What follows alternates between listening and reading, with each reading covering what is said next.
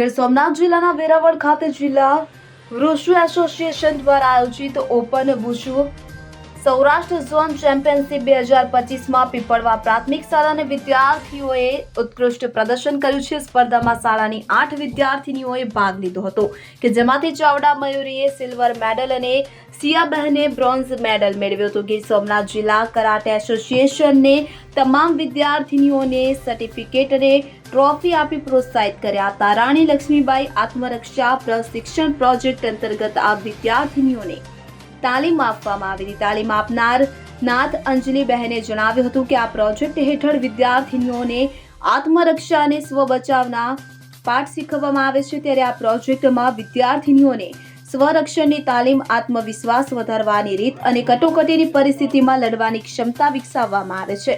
અંજલિ બહેને વધુમાં વધુ દીકરીઓને આ પ્રશિક્ષણ મેળવવા અપીલ કરી હતી। Bureau report CN24 news.